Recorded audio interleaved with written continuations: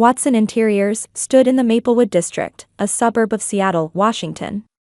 It was a well-established furniture and interior shop that had been in the family for 3 generations, known locally for its discerning eye and quality. Melissa Watson, who worked there, was making final adjustments to a new display as morning light streamed into the store. "That looks perfect," Melissa said, stepping back to admire her work. The space, which blended mid-century modern with Nordic design, reflected her refined sensibility. Melissa had grown up surrounded by furniture and had cultivated her design talent from a young age.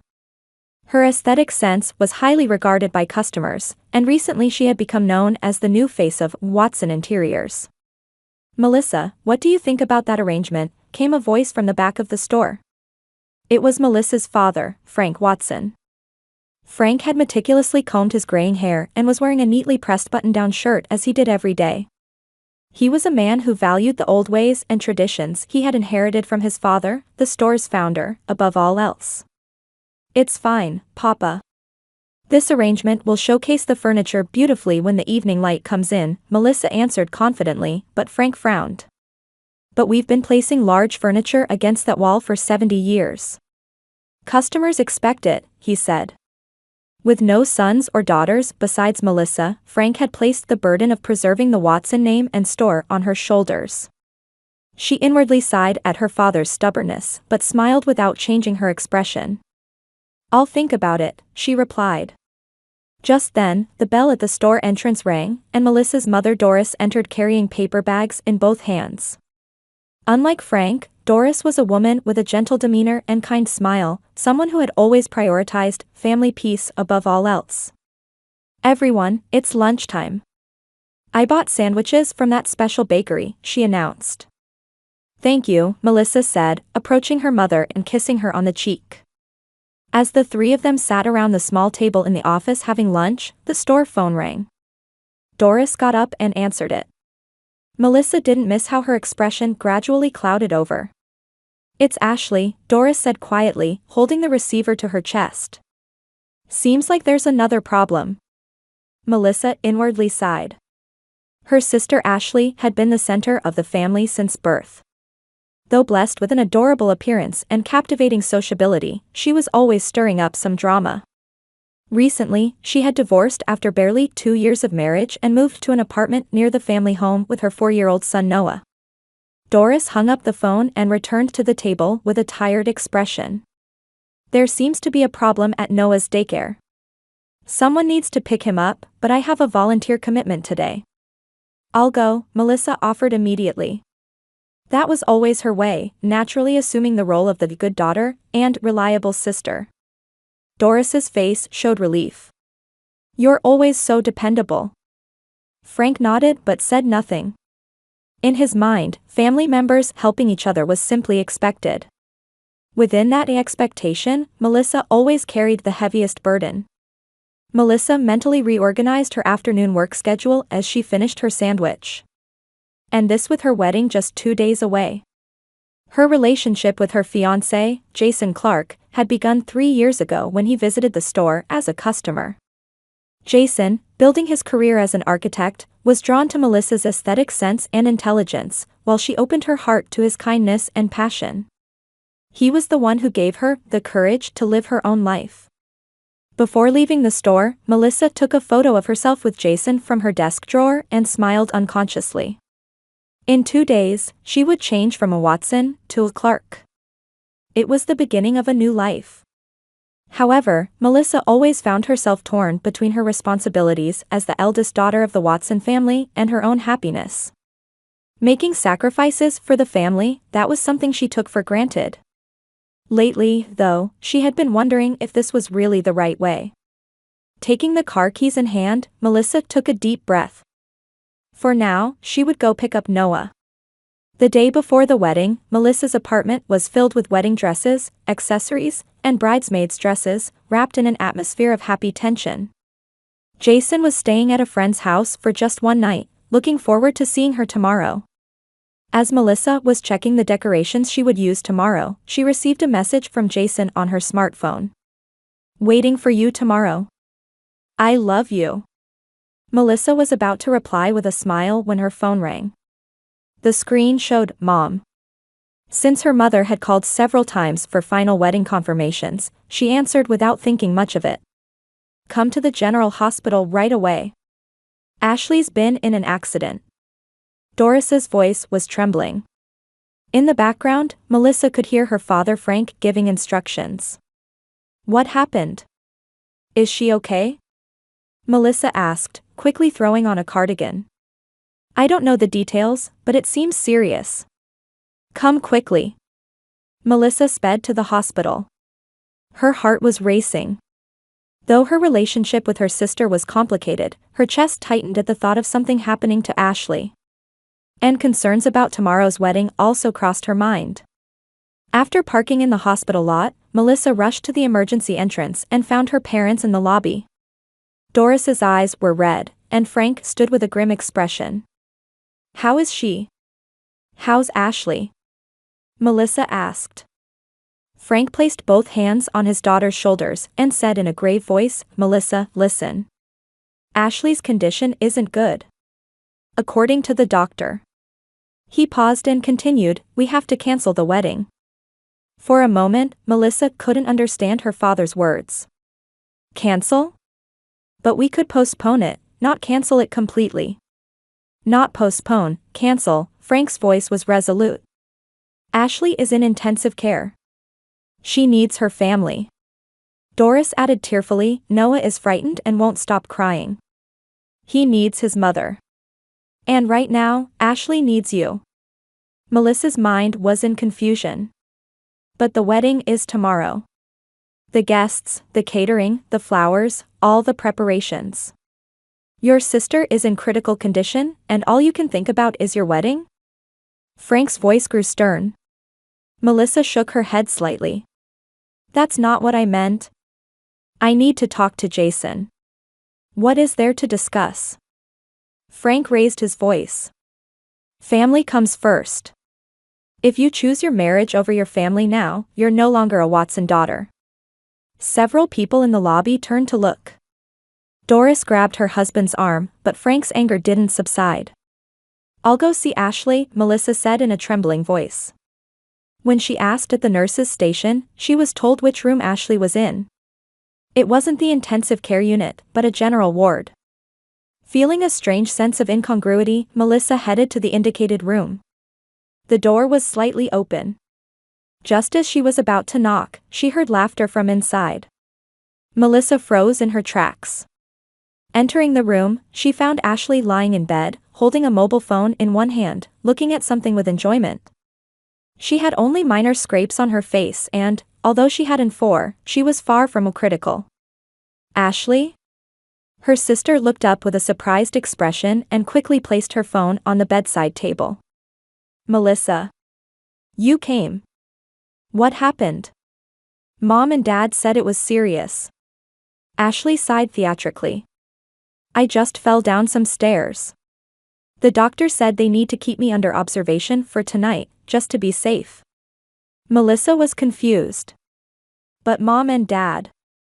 Those two always exaggerate, Ashley said, brushing back her hair. By the way, is your wedding cancelled? The tone of those words froze Melissa. A small smile played on Ashley's lips. You knew? Melissa asked. Ashley shrugged petulantly. Mom and Dad were saying you should put family first. But why? Ashley's eyes sharpened for a moment, and her voice lowered. What a shame your wedding got cancelled. Looking at her sister's smiling face, Melissa understood everything. This accident was Ashley's performance. And her parents had either been fooled or were complicit. Melissa left without a word. In the hallway, she called Jason with trembling hands. As soon as she heard his voice, tears welled up. The wedding, we have to cancel it. What? Jason's voice was shocked. Why? Melissa explained everything. Jason's voice gradually turned to anger. Why are you giving in? What about our relationship? I know. But. Melissa was at a loss for words. You've made your choice. Your family, Jason's voice was cold. I won't be jerked around again. The call ended. Melissa leaned against the hallway wall and cried silently. That night, she called all the guests herself and contacted vendors to cancel. The next morning, Melissa decided to leave Seattle. Sunlight streamed into Melissa's apartment on the 14th floor of a Chicago high-rise, with a view of Lake Michigan. Melissa was already awake before the alarm went off. Her sleep patterns had changed since that day a year ago. Meeting with the New York client at 10, she said, checking her schedule on a tablet with coffee in hand. In the year since leaving Seattle, Melissa had established her own interior design firm, a design studio, with unexpected success. Her innovative designs featured in architectural magazines had created buzz, and now she was receiving work requests not only from Chicago but also from New York and Boston. Free from the weight of family, Melissa was able to fully express her talent. Taking a deep breath, she stood by the window. Life in Chicago was busy but fulfilling. She had made new friends, and there had been possibilities for romance at times, but memories of Jason still lingered in a corner of her heart. The past is the past, she recited like a mantra as she showered and prepared for work. When she arrived at the studio, her assistant Rachel greeted her in a flustered state. Melissa, you have visitors. They've been waiting for about 10 minutes. I don't have any appointments scheduled, Melissa frowned. Well? Rachel hesitated. They say they're your parents. Melissa froze. For a year, she had cut off all contact with her family. She had changed her phone number, blocked email addresses, and created new social media accounts. How had they found her? Where are they? Rachel pointed toward the conference room. Melissa took a deep breath and suppressed her emotions. She was a different person now. Not that obedient Watson daughter anymore. When she opened the conference room door, Frank and Doris were sitting there. Both looked noticeably aged. Especially Frank, whose back had become hunched and whose face was deeply lined. Melissa, Doris stood up and tried to approach her daughter but stopped when she saw Melissa's cold gaze. How did you find me? Melissa's voice was ice cold. Frank cleared his throat. We hired a detective. Wasn't cheap. What do you want? Melissa crossed her arms, remaining near the door. Won't you sit down? Frank asked. His voice was weak and pleading, no longer the commanding tone of the past. Melissa hesitated but sat at the edge of the table, keeping as much distance as possible from her parents. Talk, she said. Doris looked at her husband. Frank lowered his eyes and moved his lips as if searching for words. The company is on the verge of bankruptcy. Melissa couldn't hide her surprise. Watson Interiors had been stably managed for years. What happened? She asked. Everything started going wrong after you left, Frank shook his head. Your design sense and customer relations were actually the store's lifeline. I've been gone a year. Why now? Doris spoke up. We were proud. And, we thought you'd come back. Melissa laughed coldly. Really? After you ruined my life? About your wedding. Frank stumbled over his words. It was a mistake. Too late now, Melissa started to stand up. It's all in the past. Wait. Doris cried out. That's not all. Melissa sat back down. Ashley is in trouble, Frank continued. She's developed maternal neurosis. She can't take care of Noah. And how is that my problem? She's receiving counseling, but someone needs to look after Noah right now. Doris's eyes were filled with tears. We're stretched to the limit with the business problems. Melissa looked at her parents in disbelief. So you want me to come home, help with the company, and take care of Ashley's child too?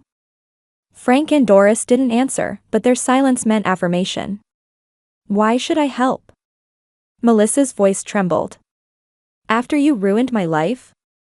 Nothing's worked right since you left, Frank finally admitted. The family, the business, everything. Doris squeezed her husband's hand. You were always our rock, Melissa. Without you, we fall apart. Melissa stood up and looked out the window. The Chicago skyline symbolized her new life. You're asking me to sacrifice my life again? She turned around. Never again. Please, Melissa, Doris pleaded tearfully. Just for a few months. Until the company gets back on track and Ashley recovers. Aunt Ashley? Melissa raised an eyebrow. What did she say about me? Frank and Doris exchanged glances. She doesn't know, Frank admitted. That we're here. Wonderful, Melissa said sarcastically. Nothing has changed. Things have changed, Frank stood up and approached Melissa. I've changed. What I said to you that day was the biggest mistake of my life. Wait a minute, Melissa held up her hand. You didn't come here to apologize but to ask for help, right? Her parents fell silent. That's what I thought, Melissa sighed. You still take it for granted that I'll sacrifice everything for the family. That's not true, Doris said weakly. Really? Melissa tried to maintain her composure. You destroyed my marriage. And you never once apologized for it. Now the company is in crisis, and Ashley is having problems, so suddenly you need me? Frank bowed his head. Get out, Melissa's voice was soft but firm. Melissa, please, Doris stood up and tried to approach her daughter. Get out now, Melissa said in a shaking voice. My lawyer will contact you this afternoon. I'll consider what can be done for the company. But I'm not coming back. What about Noah? Frank asked. Melissa momentarily pictured the face of her 4-year-old nephew. He had done nothing wrong. I'll think about it, she said finally. Goodbye. After her parents left the studio, Melissa collapsed into a chair. The past came rushing back all at once. What had happened on her wedding day with Jason? How her life had changed. And now her family needed her. She picked up the phone and dialed a number. Jack, it's Melissa. I need to go to Seattle. Can you adjust my schedule for the next few days starting tomorrow? She closed her eyes. She hadn't decided to return home. She just needed to see for herself. As Melissa stepped off the plane in Seattle, she was hit by a complex mix of nostalgia and anxiety. After renting a car, she headed to a hotel near her former home, memories flooding back as she drove. After checking into the hotel, Melissa took a deep breath and drove to Watson Interiors. She parked in front of the store and stared at the building for a while. The store's appearance had changed during her year of absence. The once elegant atmosphere was gone, and the window display featured outdated furniture covered in dust. It wasn't supposed to be like this, Melissa whispered quietly as she entered the store. The formerly bright atmosphere had disappeared, replaced by silence and stagnation. A few customers were listlessly browsing merchandise, with none of the previous vitality. Melissa. Martha, who had worked at the store for many years, called out in surprise from behind the counter. She came around and embraced Melissa tightly. You've come back. Temporarily, Melissa smiled in response. I'm just here to see the situation. Martha looked around and said in a low voice, Your father is in the office. But things are not good. I know. As Melissa walked through the store, she examined each piece of furniture and display. Her eyes detected various problems: outdated product lines, inappropriate pricing, poor use of space. There were mountains of issues to address. When she knocked on the office door, Frank's tired voice responded. Inside, he was buried in piles of paperwork. Frank stood up in surprise when he saw his daughter. Melissa, you really came. Yes, Melissa replied calmly. Show me the company's situation. Frank wordlessly pulled out ledgers and financial documents. Melissa was shocked by the numbers.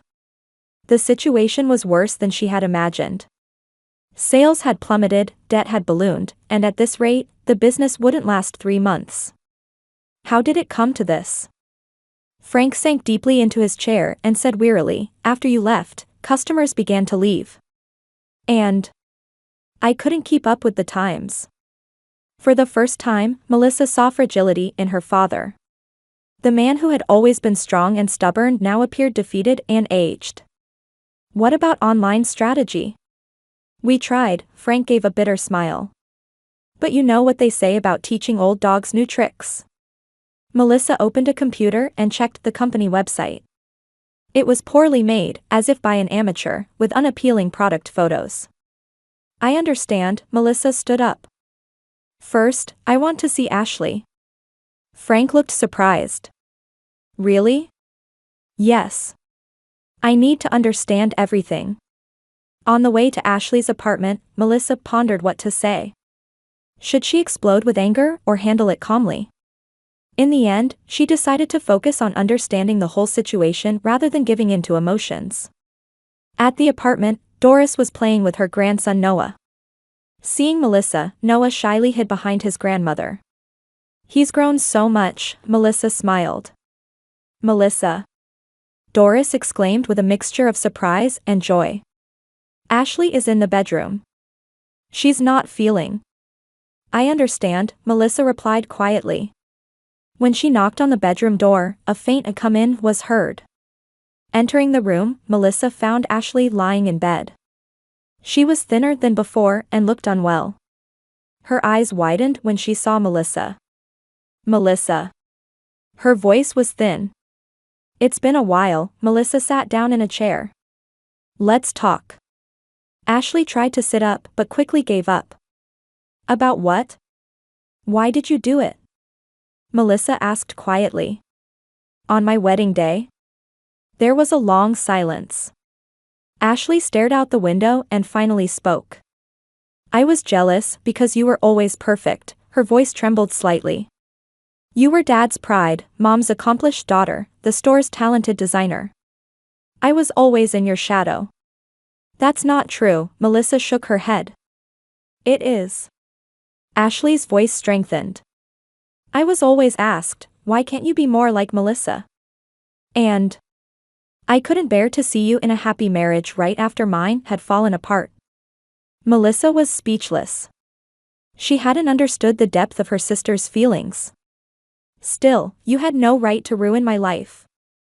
Ashley began to cry. I know. I've regretted it since that day. But I didn't have the courage to apologize.